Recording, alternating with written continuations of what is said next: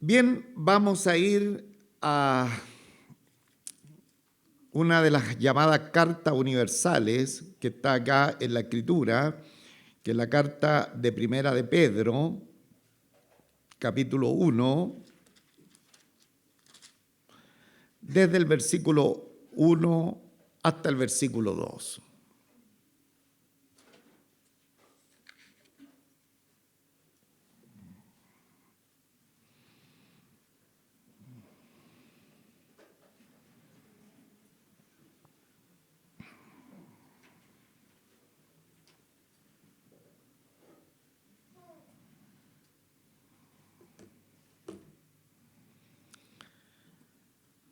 La carta universal de San Pedro, capítulo 1, desde el versículo 1 hasta el versículo 2. Pedro, apóstol de Jesucristo, a los expatriados de la dispersión en el Ponto, Galacia, Capadocia, Asia y Bitinia, elegidos según la presciencia de Dios Padre en santificación del Espíritu, para obedecer y ser rociado con la sangre de Jesucristo. Gracia y paz os sean multiplicadas. Ayer en la oración congregacional de nuestra iglesia, con nuestros hermanos leíamos esta porción bíblica y lo hacíamos para familiarizarnos un poquito con el texto bíblico, un texto muy conocido, hermanos. Estos 5 capítulos son muy conocidos para los que por misericordia del Señor estamos en la fe, pero es necesario que todos fijemos esta escritura en nuestra mente y en nuestro corazón. Entonces, toda la iglesia, solamente vamos a ver estos 2 versos. Dice, y usted después de mí, Pedro, apóstol de Jesucristo, a los expatriados de la dispersión en el Ponto, Galacia, Capadocia, Asia y Bitinia, elegidos según la presciencia de Dios, Padre en santificación del Espíritu, para obedecer y ser rociado con la sangre de Jesucristo. Gracia y paz os sean multiplicadas. Padre nuestro, con humildad venimos delante de tu presencia, porque iniciamos un nuevo estudio de tu preciosa palabra. Señor, en tu preciosa voluntad, si tú no vienes a buscarnos antes, Señor, queremos estudiar un libro completo de la Escritura. Este primer libro de Pedro, queremos, Señor, que usted nos esté hablando a cada uno de nuestros corazones durante cada uno de estos domingos. Y pedimos, Señor, que los hermanos, cada uno de nosotros, pongamos todo nuestro interés para no fallar en ninguna oportunidad que seamos expuestos a tu palabra. De tal manera que recibamos, Señor, la instrucción precisa que tú quieres de cada una de nuestras vidas. Gracias, nuestro Padre Celestial. Rogamos su bendición en el nombre de nuestro Señor Jesucristo. Amén.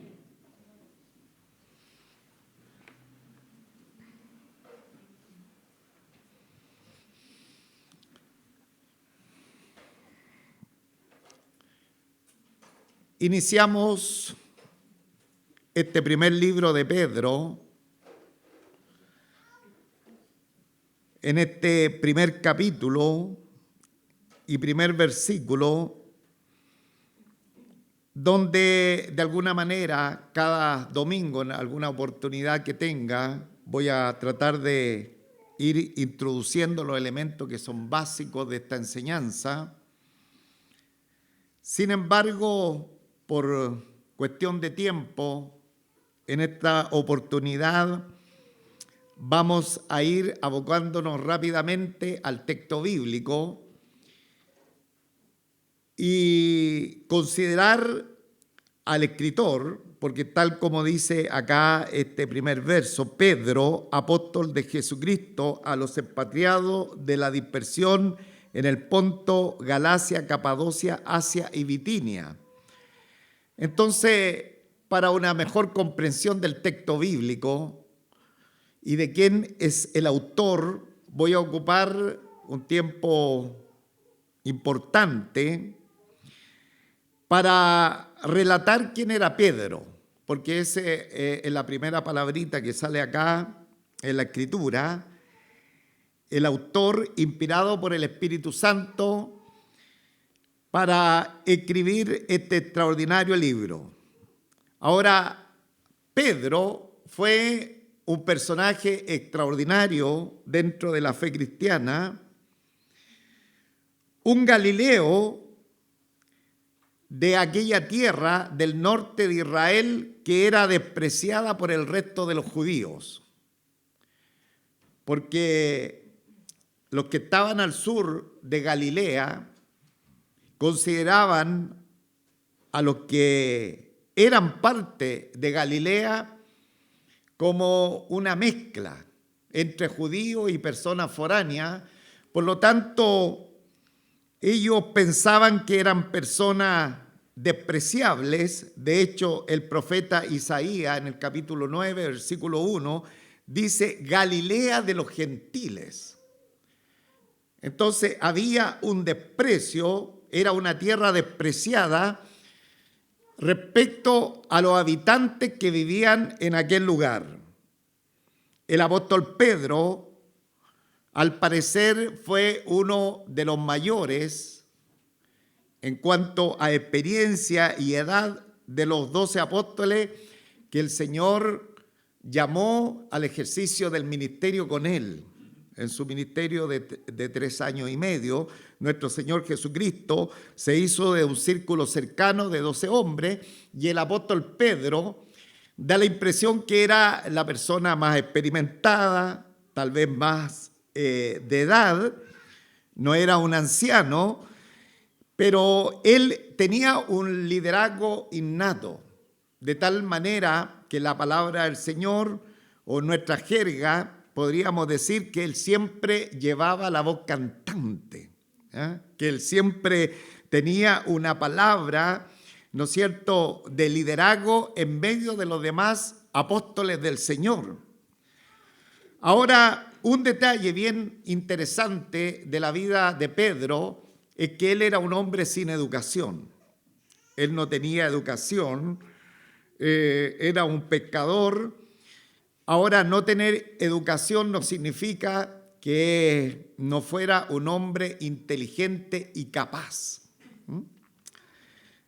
Dentro de las expresiones que denotan su nombre, es conocido también como Cefas, como Simón Pedro. Cefa es la traducción del arameo de su nombre, también conocido como Petros, que es la traducción del griego, que significa una piedra, más bien una piedra pequeña.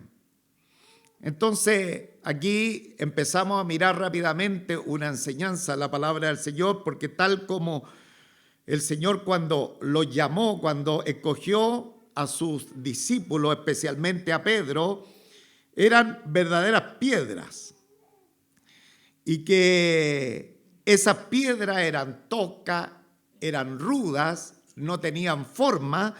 Sin embargo, el Señor tuvo que trabajar en cada uno de ellos, como también lo ha hecho con nosotros, para que finalmente tuviésemos la composición que tenemos hoy día como hijos del Señor. Ahora, dentro de este círculo de los 12 apóstoles del Señor, nos encontramos con el apóstol Pedro, con 2 hermanos, en este caso el apóstol Juan y el apóstol Santiago, Jacobo, el autor de la carta de Santiago, muy conocida por nosotros, que esos 3 apóstoles eran el círculo más íntimo que el Señor tuvo acá en su ministerio terrenal. De tal manera que él tenía una tremenda comunión con estos tres apóstoles, con el apóstol Pedro, con el apóstol Juan y con Jacobo, Santiago, que dice la Escritura que a ellos lo llevó a una experiencia sin igual. Y fue en un momento de comunión que tenían los tres, más nuestro Señor Jesucristo, que lo llevó al monte donde nuestro Señor Jesucristo se transfiguró. Una experiencia única que está en la palabra del Señor, donde prácticamente el cielo bajó a la tierra, donde estaban estos tres grandes hombres del Señor, estos tres apóstoles de él. También lo llevó al huerto de Getsemaní a los tres, a Pedro, a Juan y a Jacobo, lo llevó al huerto de Getsemaní horas antes de ir a la cruz para orar con ellos. Entonces aquí nosotros vemos que había una comunión tan estrecha con estos tres apóstoles del Señor, y siempre en cada uno de los casos estaba el apóstol Pedro. Ahora, hay relatos que son bien interesantes en la Escritura. Estamos viendo algunas características del autor de esta carta, de esta enseñanza, inspirado por el Espíritu Santo, el apóstol Pedro, y vemos características y experiencias extraordinarias. La Escritura nos muestra que en una oportunidad los discípulos del Señor, los apóstoles del Señor, iban cruzando el mar de Galilea, cuando repentinamente ellos enfrentaron una gran tormenta. Y en medio de la noche, en medio de la bruma, de pronto estaba el Señor caminando ahí en ese mar embravecido. Y ahí vemos la experiencia de Pedro, osada, valiente, que hace la pregunta, porque muchos dudaban qué era lo que estaban viendo. Entonces Pedro dijo: si eres tú, Señor, ordena que yo camine sobre el mar. Señor, si eres tú, dice el texto bíblico de Mateo 14, 28, manda que yo vaya a ti sobre las aguas. Y descendió Pedro. Y también caminó sobre las aguas. Obviamente, mientras miraba al Señor, él se mantuvo caminando de manera sobrenatural sobre las aguas. Sin embargo, la Escritura nos dice que cuando él quitó la mirada del Señor, él se hundió. Entonces, también aquí tenemos una enseñanza de la vida de Pedro para todos nosotros, que cuando estamos mirando al Señor, todo estará bien. Sin embargo, cuando sacamos la mirada de nuestro Señor, es muy probable que nos hundamos y que caigamos a la tormenta de la vida. Ahora, ninguno de los 11 apóstoles o discípulos del Señor se atrevieron a hacer lo que Pedro hizo. Solamente Pedro, muchas veces criticamos a Pedro, pero él tuvo la valentía, la gallardía, el valor, la osadía para dar ese paso de fe, y fue el único que sobrenaturalmente caminó sobre las aguas. Ahora, Pedro fue el único de los discípulos que le dijo al Señor: yo nunca te voy a negar. Sin embargo, la Biblia nos dice que el Señor le dijo: antes que el gallo cante, me negarás 3 veces. Mateo capítulo 26, versículos 69 y 75. También encontramos que en el aposento alto, el Señor, ya antes de ir a la cruz, está con sus discípulos y de pronto toma una palangana con agua y se ciñe la toalla y va a lavar los pies de sus discípulos. Y en esa oportunidad dice la Escritura que Pedro le dijo: conmigo no, tú no me vas a lavar los pies. Entonces el Señor le dice que si él no le lavaba los pies, no podía tener parte con él en su reino. Entonces ahí Pedro reaccionó y le dijo: no solamente usted me lava los pies, me lava la cabeza, me lava la cara, me lava todo el cuerpo, le dijo al Señor. Y el Señor le respondió que el que está lavado no necesita lavarse completamente, un baño completo, y todo esto no solamente tenía que ver con una acción de servicio, sino que también el Señor estaba demostrando lo que era la salvación, lo que era la regeneración. Y el Señor, cuando ha venido a nuestros corazones, Él nos ha bañado completamente a través de la salvación.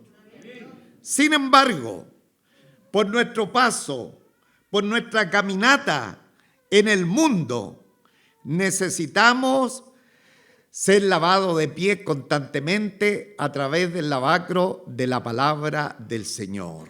Entonces, eso era lo que el Señor quería enseñarle a Pedro, y Pedro lo había interpretado de manera diferente.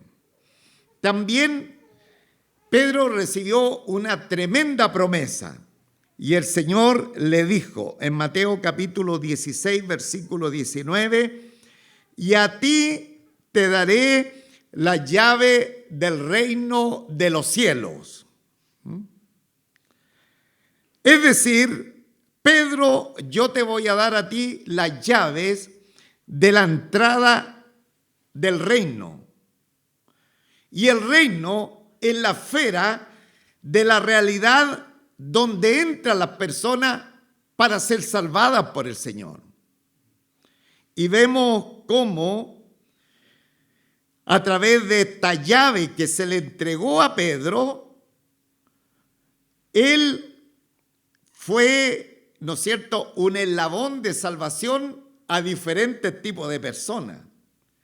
Y ahí lo vemos, que cuando el Señor dice: y me seréis testigos, la gran comisión, y me seréis testigos, a ver todos juntos, a ver si nos recordamos: y me seréis testigos en Jerusalén, en Samaria y hasta lo último de la tierra. Amén. Lo vemos cumplirse esta ordenanza del Señor en la vida de Pedro, quien se le había entregado la llave del reino, porque Pedro predicó en Judea, en Jerusalén, en la tierra de Judea, en Jerusalén. Especialmente nosotros lo vemos predicar en el día de Pentecostés, un sermón extraordinario que todo predicador de la Escritura debiera considerar, porque el centro del mensaje y el total del mensaje hablaba de la persona de nuestro Señor Jesucristo. Un mensaje tremendamente extraordinario, y en aquella oportunidad él estaba, ¿no es cierto?, entrando con el evangelio al pueblo que estaba reunido en aquel lugar, el pueblo mayoritariamente también judío. Ahora, Pedro fue usado para abrir con esta llave del evangelio el reino a los samaritanos, y los samaritanos eran mitad judíos y mitad gentiles. Entonces, cuando Felipe evangeliza, el próximo que va a Samaria es Pedro, y a través del ministerio de Pedro, la Escritura nos dice que aquellos samaritanos que estaban viniendo a la fe recibían a través del ministerio de Pedro el bautismo del Espíritu Santo. No solamente Pedro le predicó a los judíos, le predicó a los samaritanos, mitad judíos y mitad gentiles, pero también le predicó a los gentiles. Porque cuando fue a la casa de Cornelio, Ahí Cornelio reunió también a toda la familia y a muchos conocidos. Ese relato está en Hechos capítulo 10. Y dice la Escritura que algo extraordinario sucedió, que mientras él predicaba, enseñaba el Evangelio, la entrada al reino, dice en la Escritura que mientras aún hablaba Pedro estas palabras, el Espíritu Santo cayó sobre todos los que oían el discurso. Bendito sea el nombre del Señor. Qué extraordinario, hermano, que mientras estemos predicando la palabra del Señor, el Espíritu Santo esté llenando cada vida y cada corazón, hermano. Y eso sucedía con Pedro, hermano.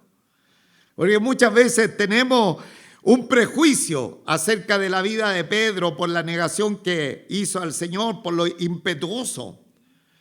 Pero también después que él recibió la llenura del Espíritu, Pedro cambió ostensiblemente. De hecho, la palabra del libro de los Hechos de los Apóstoles está dividida en estas dos grandes, ¿no es cierto?, luminarias, por decirlo de alguna forma, estos grandes paladines del Evangelio. La mitad del libro de los Hechos de los Apóstoles, mis hermanos de los grupos de vida que están estudiando el libro de los Hechos, se estarán dando cuenta que la primera parte, hasta el capítulo 12, el protagonismo lo tiene Pedro.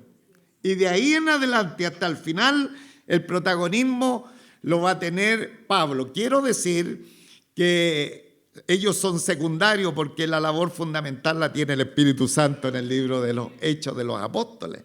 Pero ellos fueron usados poderosamente por el Señor. Ahora, a Pedro, cuando él estuvo en la cárcel, los judíos, los gentiles, le colocaron apodos. Bueno, en este tiempo usual que a algunas personas le coloquen apodos. Uno mismo podría tener algunos apodos que tal vez ignore, pero en el caso de Pedro, dice la Escritura que le llamaban ignorante y sin letras. La versión del año 60 dice que eran del vulgo.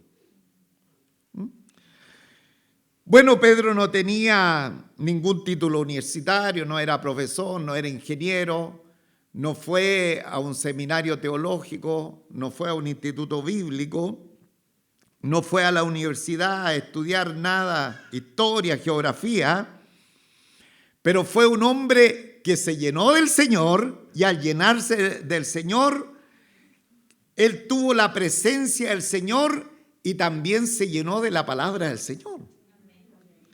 Y cuando uno lee su escrito, primera de Pedro y segunda de Pedro, hermano, da la impresión que uno está delante de un catedrático, de una persona muy sapiente. Sin embargo, él nunca tenía un estudio formal, pero se había vaciado para ser llenado por el Señor a través de su palabra y a través de su presencia, hermano. Qué tremendo ejemplo nos deja el apóstol Pedro. Ahora, hermano, esta carta fue escrita entre los años 60 al año 67. Ahí hay una variación de cuándo fue escrita esta carta. Y después en el año 68 al 69 posiblemente se escribió Segunda de Pedro. Y en el año 70 Jerusalén fue destruida, por lo tanto, antes de aquella destrucción fueron escritas estas dos cartas en plena persecución del pueblo del Señor. Bien, hermanos, una pequeña introducción que vamos a seguir ampliando en la medida que vamos predicando los diferentes sermones para poder avanzar un poquito en el texto bíblico. Entonces, versículo 1, hemos visto quién es el autor del libro, Pedro. Y luego se identifica apóstol de Jesucristo. Y la palabra apóstol, ya hemos explicado de este lugar, significa enviado. Alguien que se le ha comisionado una misión especial. Y nuestro Señor Jesucristo eligió y designó a 12 apóstoles. Uno de ellos traicionó al Señor. Judas fue reemplazado por Matías. Ahora, solamente ellos son los apóstoles del Señor Jesucristo. Hoy día vemos una cantidad innumerable de apóstoles, pero ninguno de los apóstoles actuales son apóstoles de nuestro Señor Jesucristo. Muchas personas se atribuyen para sí el título de apóstol como un grado eclesiástico. Pero los únicos 12 apóstoles que están en la Escritura, que eran parte y designados por nuestro Señor Jesucristo, son estos que fueron los compañeros de Pedro. Entonces, estos son los apóstoles y el apóstol Pedro es apóstol de Jesucristo. Y luego dice a los expatriados de la dispersión. A los expatriados. O sea, el apóstol Pedro empieza su carta dirigiéndosela a aquellos que han sido expatriados, a los expatriados de la dispersión. La palabra expatriado significa exiliado, personas que están viviendo en un lugar que no es su residencia, que están viviendo en un lugar temporal, que no corresponde al lugar original donde deberían vivir. Para lo cual, nosotros como creyentes, también nosotros somos expatriados. ¿Cuántos están de acuerdo, hermanos? Indistintamente de nuestra nacionalidad, indistintamente si estamos viviendo en un país llamado Chile y algunos seamos chilenos, sin embargo, nosotros como creyentes somos expatriados. Nuestra patria está del sol más allá, hermanos. Por lo tanto, tenemos la misma connotación de estos hermanos a quien se les dice que son expatriados en la dispersión, ¿no? Están exiliados, son extranjeros, advenedizos, personas dispersas en el mundo. Lo mismo que somos nosotros, hermanos. Nuestra ciudadanía, dice el apóstol San Pablo, ¿está dónde? En los cielos. Diga conmigo, mi ciudadanía está en los cielos. Amén. Y dice que estos expatriados están en diferentes partes. Acá enuncia, por ejemplo, el Ponto, Galacia, Capadocia, Asia y Bitinia, que eran lugares que en el tiempo bíblico era lo que se denominaba Asia, el Asia Menor, y hoy día, si nosotros quisiéramos ir a estos lugares, tendríamos que ir a Turquía. Turquía es lo que antes, en el tiempo bíblico, era uno de los bastiones, por decirlo de alguna forma, del Evangelio. Desafortunadamente, hoy día, hermano, el Evangelio está totalmente extinguido en aquellos lugares. Pero en el tiempo bíblico, muchos de los que salieron al exilio por causa de la persecución se fueron justamente a radicar en estos diferentes lugares como las provincias del Asia Menor, lugares de Turquía actual, llamada el Ponto, Galacia, Capadocia, Asia y Bitinia.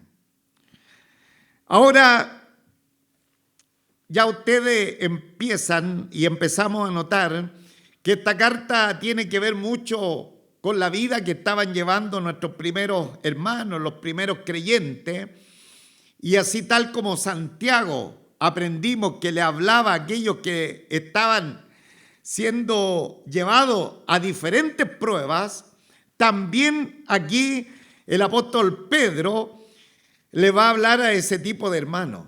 Da la impresión, y al leer la Escritura, hermanos, que el llamado a la fe involucra en ciertos momentos de nuestra existencia angustia, problemas, dificultades, persecuciones.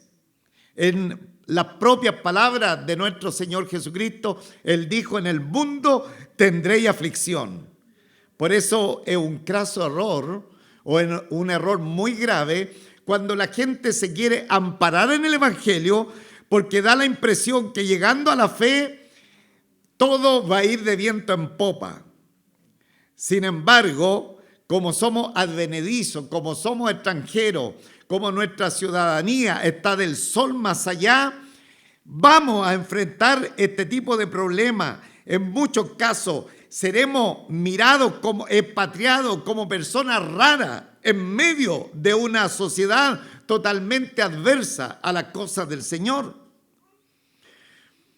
Sin embargo, a pesar de las pruebas, de las dificultades, nosotros empezamos a ver cosas que tienen mucho más valor que las que el mundo nos podría ofrecer.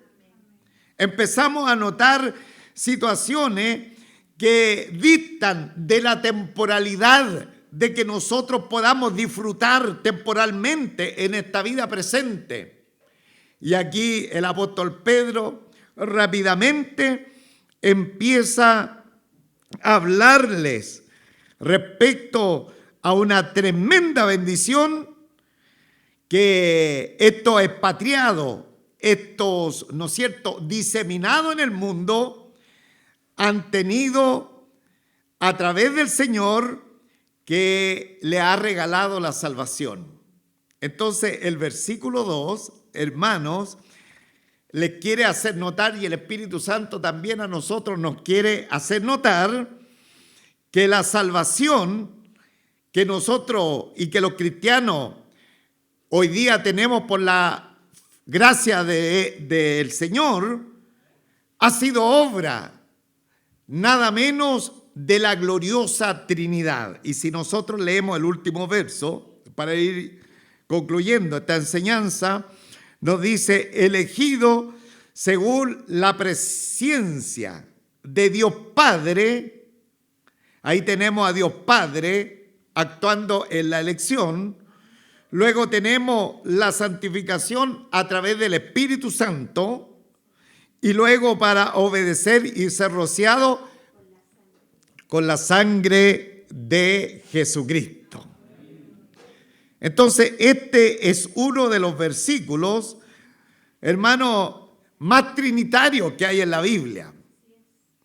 Y donde se muestra de manera poderosa lo que el ser de Dios en la persona de Dios el Padre, en la persona de Dios el Hijo y en la persona de Dios el Espíritu Santo, trabajando completamente y cada uno de ellos en la salvación de una persona.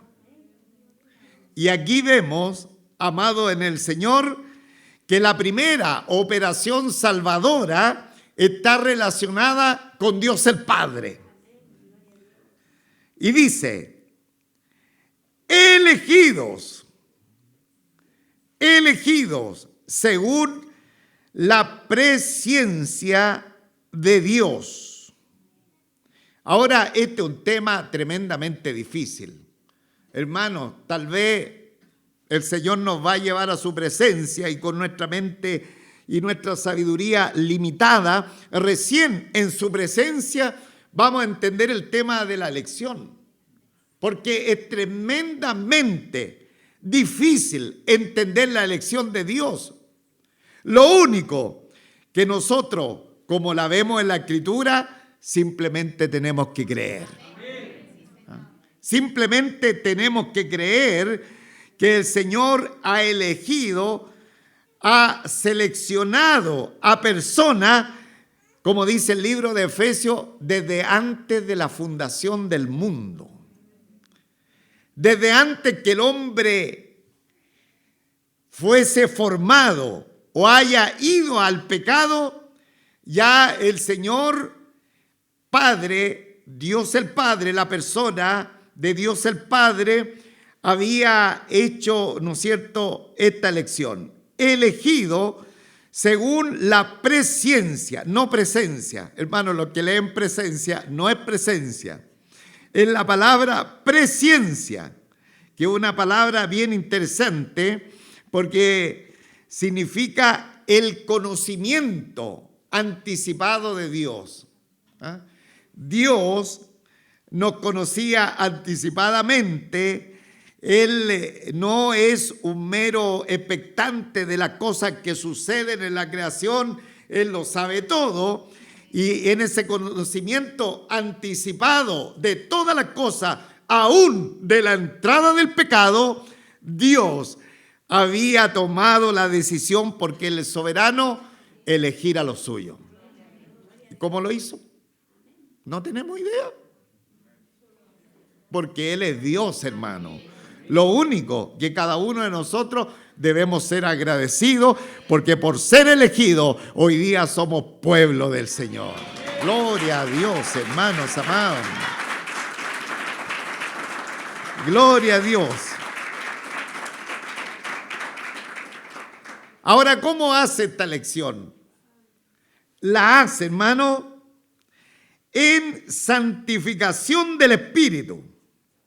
¿Ve? Ahí el Padre elige y ahora el Espíritu Santo empieza a operar en santificación del Espíritu. O sea, usa al Espíritu Santo. El Espíritu Santo empieza a trabajar en primer lugar en la vida de una persona para llamarlo a la fe, para que esa persona pueda despertar a la fe en nuestro Señor Jesucristo y responder al llamado del Señor. ¡Qué maravilla! Y de pronto una persona que está tan ajena a la fe, de pronto es sencillito como esa persona viene a los pies del Señor, sin mérito, sin capacidad, sin tener alguna cosa muy especial. Simplemente empieza a nacer en esa persona el deseo de vivir para el Señor.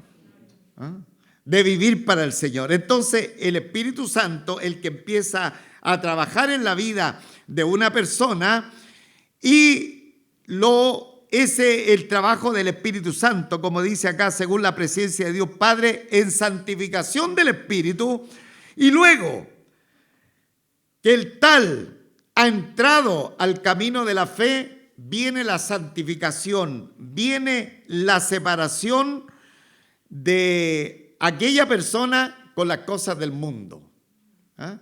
Y la palabra santificar es apartar, y es ese momento que la persona empieza a recibir de manera instantánea, en el momento de haber creído en el Señor Jesucristo, un arrepentimiento. Así empieza. Me gusta esa palabra, está como amalgamado, hermano, el creer con el arrepentimiento. Y ya la persona, junto con el apóstol Pablo, puede decir: ya no vivo yo, pues vive Cristo en mí. ¿Qué es lo que ha pasado? El Espíritu Santo empezó a santificarlo, empezó a separarlo de las cosas mundanales, de las cosas que no tienen sentido en la vida, para empezar a vivir la vida que Cristo le ha propuesto por delante. Entonces dice: elegido según la presciencia de Dios Padre en santificación del Espíritu. Ahora, hermano, tremenda iniciativa de Dios. Dios el Padre elige, Dios el Espíritu Santo empieza a santificar, y el creyente, hermano, ante tanta gracia, misericordia del Señor, debe responder a que el Dios de los cielos a que el Dios Todopoderoso está trabajando en la vida de aquel que Él está llamando. ¿Y cómo debe responder? ¿Cómo debe responder? Para obedecer, hermano. Para obedecer al Señor, hermano. Estamos llamados a obedecer. O sea, Dios Padre trabaja en nosotros, el Espíritu Santo nos santifica con el propósito que nosotros obedezcamos al Señor. No le obedezcamos al pastor, no le obedezcamos a los hermanos, sino que obedezcamos al Señor a través de su palabra. El Evangelio es obediencia de los seguidores de Cristo a la palabra emanada por Él y que hoy día lo tenemos en la Biblia, la palabra del Señor. Entonces, aquí estamos. El propósito del llamado del Señor es para obedecer, y además de esto, dice la Escritura, para ser rociado con la sangre del Señor Jesucristo, de Jesucristo, y ser rociado con la sangre de Cristo. Ahora, esta idea, hermano, del rociado de sangre, es una idea muy acotada, pero que está en el Antiguo Testamento, y sobre todo en un momento que los israelitas recibieron la ordenanza del Señor y también se hicieron sacrificios, se tomó la sangre y en un momento hubo aspersión de esa sangre de los animales, rociamiento, se estaba como validando lo que los israelitas estaban aceptando como la palabra del Señor. Insisto, es una idea del Antiguo Testamento, pero tenía la connotación de una santificación para el pueblo. Entonces, nosotros debemos darnos cuenta que nosotros somos rociados, como dice la Escritura, y ser rociados con la sangre del Señor Jesucristo. Tiene la idea, hermano, de que sin sangre no hay remisión de pecado, que sin el sacrificio de Cristo, sin la muerte de Cristo, sin el pago que Él hizo por nosotros, no tendríamos la salvación. Pero por la misericordia de Él hemos sido rociados en su sangre, estamos siendo rociados, estamos siendo lavados con su sangre. Porque dice la Escritura que el que anda en la luz, permanece en la luz. ¿Qué dice más? La sangre del Señor Jesucristo nos lava y nos limpia de todo pecado, hermano. Si andamos en la luz, como Él es luz, diga conmigo, si ando en la luz, como Él es luz, la sangre del Señor Jesucristo nos lava y nos limpia de todo pecado. Es como la aspersión, es como un caudal de agüita, una manguerita así que está tirando agua pulverizada y nosotros andamos en la luz de la palabra del Señor y esa sangre nos está limpiando, nos está desmanchando, nos está dejando en la condición que el Señor desea para nosotros. Bendito sea el nombre del Señor. Entonces dice acá, y ser rociado con la sangre del Señor. Y luego la bendición final, gracia y paz os sean multiplicadas.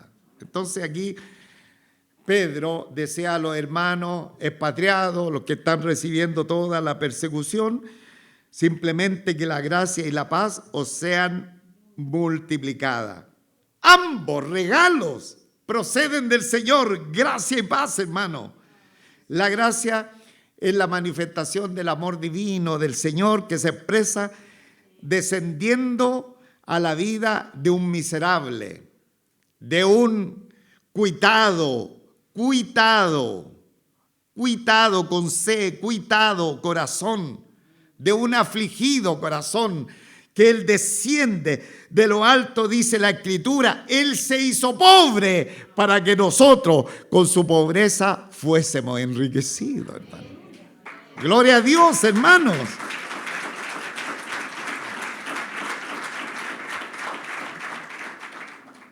La gracia es el amor que Dios manifiesta a través de la persona de nuestro Señor Jesucristo, viniendo al encuentro del más vil pecador. Eso es gracia, eso es favor, es misericordia. Pero también, dice la Biblia, otro regalo que Él nos da es la paz. La paz con relación al Señor, a Dios el Padre. Estábamos enemistados con Él porque, hermanos amados, el pecado hacía una tremenda división con Dios. Sin embargo, a través de Jesucristo hoy día tenemos paz con Dios. Tenemos paz con el Señor y la Biblia nos certifica que nosotros podemos entrar confiadamente al trono de Dios a través de nuestro Señor Jesucristo. Entonces ya no estamos en guerra con Dios, sino que hoy día tenemos paz, un regalo de Dios para nuestras vidas. Dice la Escritura, gracia y paz. Y esta paz también debe ser una paz experimental. Los cristianos estamos llamados, en medio de las vicisitudes de la vida, en medio de los problemas, de que el mundo se nos venga encima, estamos llamados a tener la paz del Señor. Porque el Señor, en el momento más triste de su vida, cuando prácticamente estaba a puerta de ir a la cruz, le dijo a sus discípulos, mi paz os dejo, mi paz os doy.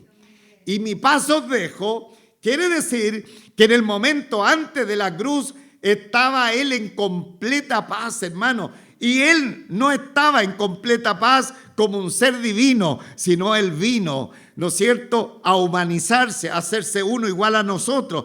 Por lo tanto, era el momento más grave de tribulación que había en su vida, pero la paz del Señor gobernaba todo el ser de nuestro Señor, y esa misma paz, el Señor nos dijo, esta paz os dejo.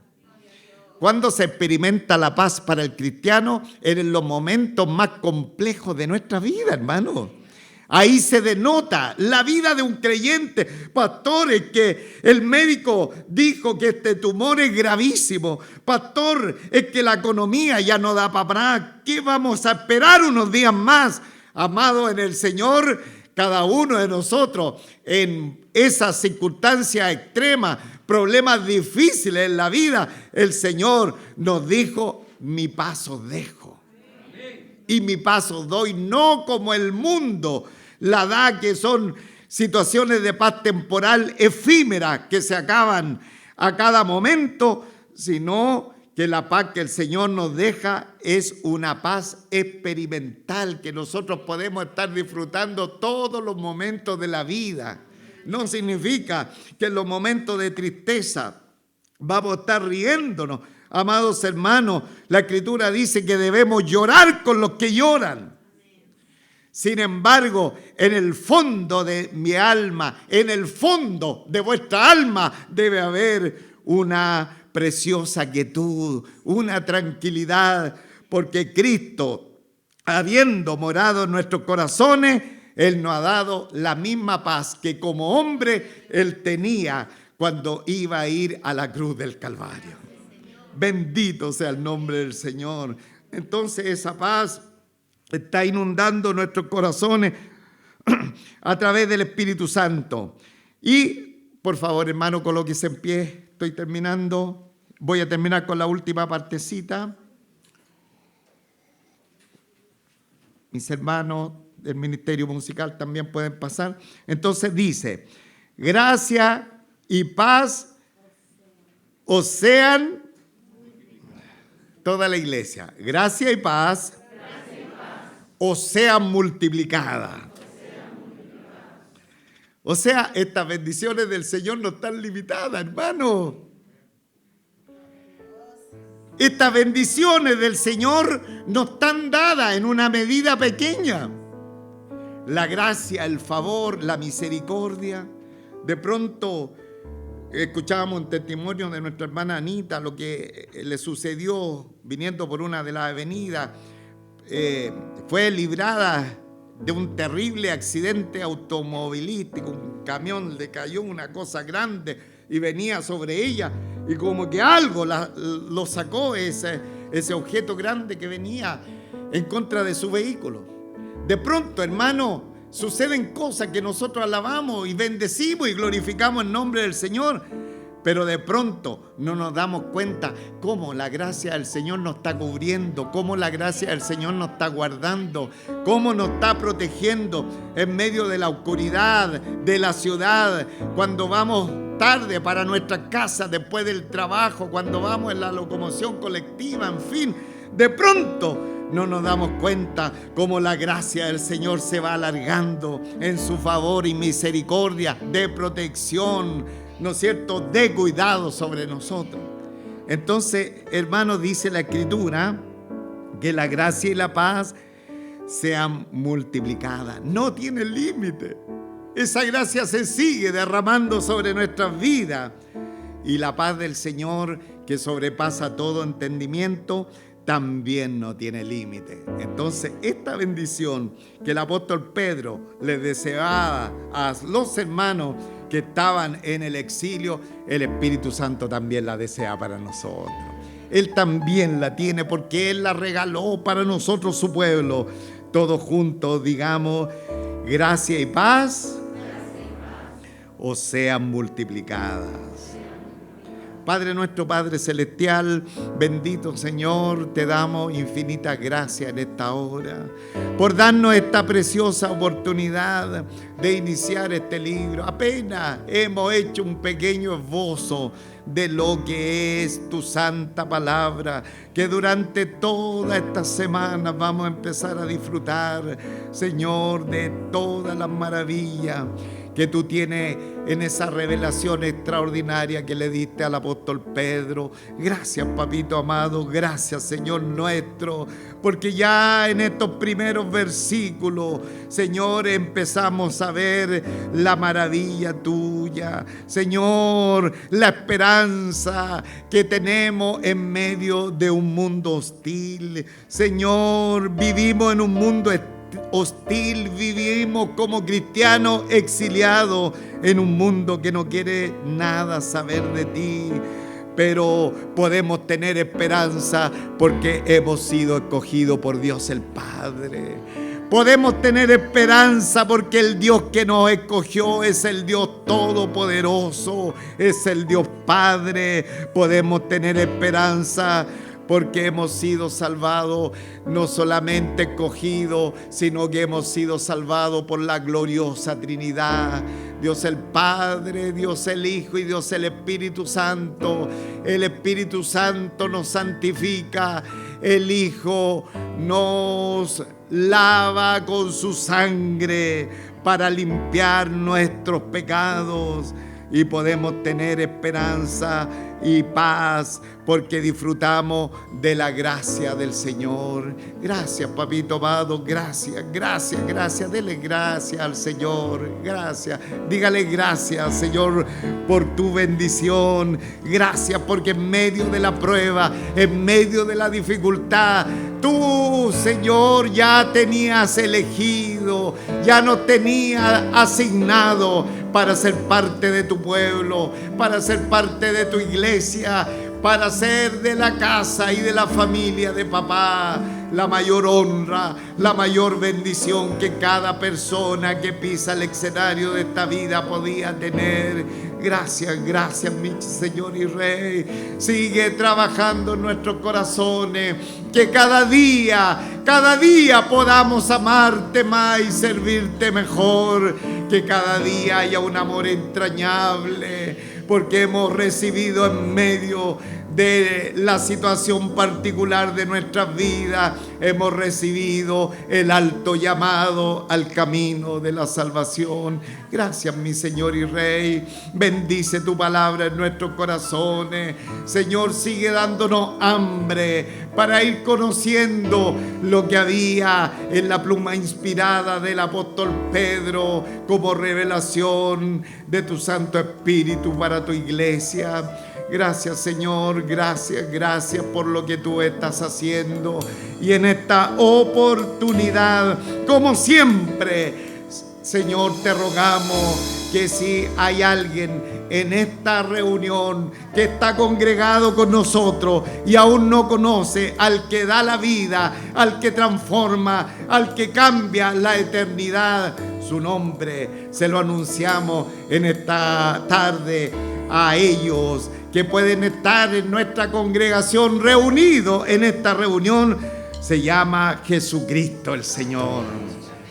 Si usted aún no le conoce, si viene en fe, si viene en arrepentimiento, si verdaderamente cree en lo que Jesucristo hizo por llevar nuestros pecados, tendrá el regalo más grande que persona alguna puede tener: la salvación de su alma, el perdón de sus pecados. Ven a Cristo hoy día, ven sin tardar. No te vayas de este culto sin decirle: Señor, soy pecador, recíbeme como tu hijo y como tu hija. Si usted lo hace de corazón, al salir del umbral de esta puerta, será un hombre nuevo, una mujer nueva, y estará siendo rociado por la sangre del Señor Jesucristo, para no andar en pecados, sino para vivir la vida que honra al Señor. Ven a Cristo, ven en arrepentimiento y ven en fe, para que tengas el pasaporte también para la vida eterna. Y amada iglesia del Señor,